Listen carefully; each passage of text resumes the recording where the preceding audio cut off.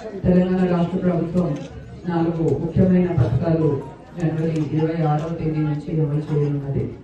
అవి వచ్చేసి రైతు భరోసా, వ్యవసాయ యోగ్యమైన భూములకు ప్రతి ఏటా కూడా 12,000 చొప్పున ప్రతి ఎకరానికి కూడా ఇవ్వడం జరుగుతుంది. రెండో పథకం వచ్చేసి ఇందిరమ్మ ఆత్మీయ భరోసా, ఎటువంటి వ్యవసాయ భూమి లేని కూలీలకు ప్రతి ఏటా కూడా 12,000 ఇవ్వడం జరుగుతుంది. అలానే కొత్త రేషన్ కార్డ్స్ మరియు ఇందిరమ్మ ఇండ్లు, ఈ 4 పథకాలకు సంబంధించి కూడా నేను ఈరోజు గ్రామ సభలో మీ అందరి ముందు కూడా ఏవైతే దరఖాస్తులు సమర్పించారో వాటి డీటెయిల్స్ అన్ని కూడా చెప్పడం జరిగింది. మరి రైతు భరోసాలో ఇందాక కొంతమంది డౌట్లు అడగడం జరిగింది.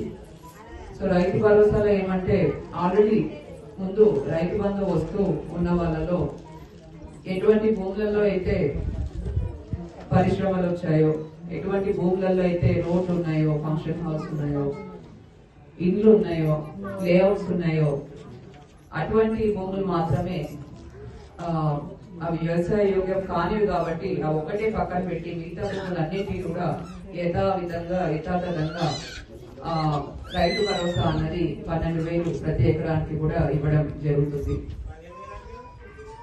ఆత్మీయ భరోసాలో కూడా ఇందాక పేర్లన్నీ కూడా చదివించడం జరిగింది.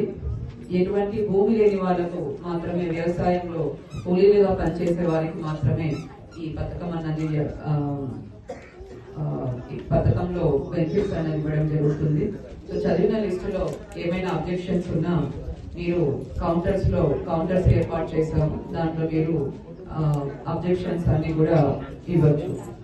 తర్వాత కొత్త రేషన్ కార్డ్స్ కూడా ఏవైతే మనకు ఇంతవరకు అప్లై చేసుకొని ఉన్నారో, మీ సేవలో అప్లై చేసుకొని ఉన్నారో ఆ లిస్ట్ అంతా కూడా చదివించడం జరిగింది.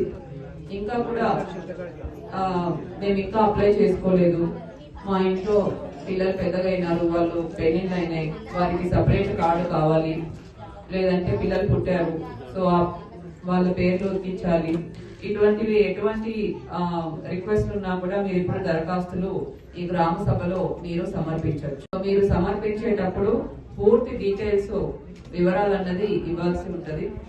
సో ఆ కుటుంబంలో హెడ్ ఆఫ్ ద ఫ్యామిలీ ఎవరున్నారు, వారి ఆధార్ కార్డు, కుటుంబంలో ఎవరెవరికి రేషన్ కార్డు కావాలి, వారి పేర్లు, ఆధార్ కార్డు, ఇవన్నీ కూడా పూర్తి డీటెయిల్స్ మీరు దరఖాస్తు కౌంటర్లో సమర్పిస్తే అవన్నీ కూడా లిస్ట్ లో యాడ్ చేసుకొని వెరిఫికేషన్ చేయడం అన్నది జరుగుతుంది. అలానే ఇందిరమ్మ ఇండ్లు కూడా